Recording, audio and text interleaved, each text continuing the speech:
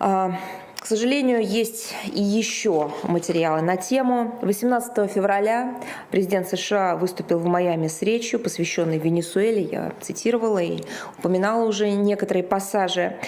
Также он рассказал о взглядах, таком целостном формировании целостного взгляда США на Латинскую Америку. Речь была вся, можно сказать, насыщена такими идеологизированными штампами.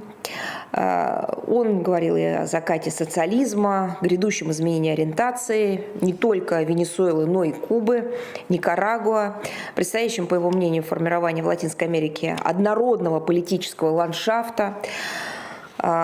Вообще, однородность политического ландшафта и демократия – это вещи несовместимые, ничего. Создалось впечатление, что говорит не президент США нынешний, а президент западного полушария Джеймс Монро, и сегодня не 2019, а 1823 год. Одна цитата. «Мы будем искать дружбы с другими странами мира, но мы будем понимать, что их право ставить их интересы прежде всего. Мы не хотим навязывать свой образ жизни кому-либо». Вы знаете, кто это сказал? Вы удивитесь, но это сказал президент Трамп. Правда, при вступлении в должность. Мне кажется, вопрос весьма закономерный. Когда он говорил то, что думал на самом деле, и из чего исходит в Вашингтоне на сегодняшний момент. Не хотелось бы комментировать речь, которая была преисполнена пренебрежением права других народов самим определять свою судьбу без вмешательства, санкций, давления извне, в соответствии с общепризнанными нормами международного права, которые отражены в уставе ООН. Столь грубое неуважение прав других – это точно не мир.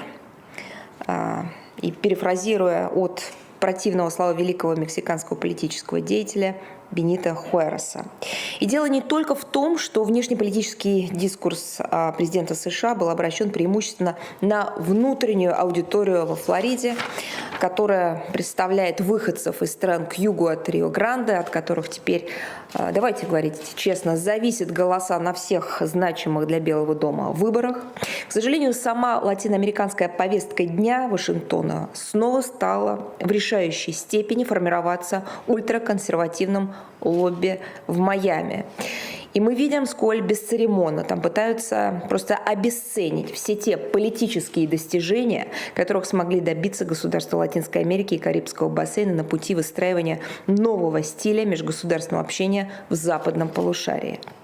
А ведь этот регион, и давайте задумаемся на секундочку, стал первой безъядерной зоной на планете. Совсем недавно был провозглашен зоной мира, в рамках которой все его страны стремятся к гармоничному сосуществованию при уважении выбранного ими социально-политического строя. В Латинской Америке и Карибском бассейне была сформирована уникальная концепция единства в многообразии. Как далеко это отстоит от концепции политической лояльности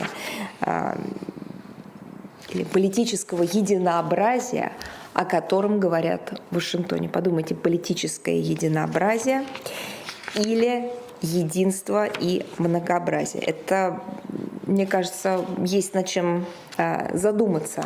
Это очень важное различие, но принципиально важное. И также я хотела бы сказать, что теперь взамен такому единству предлагается вернуться к тому, что, казалось бы, уже осталось в прошлом. Просто к беспрекословному равнению на тех, кто считают себя повелителями этого региона. Очень хочется надеяться, что сегодняшние политики, которые творят судьбу региона, знают, что на фронтоне МИД Колумбии в Боготе выбиты слова великого латиноамериканца Симона Боливара, Каждая нация имеет право выбрать правительство по своему усмотрению, а другие должны уважать этот выбор. Как актуально это сегодня.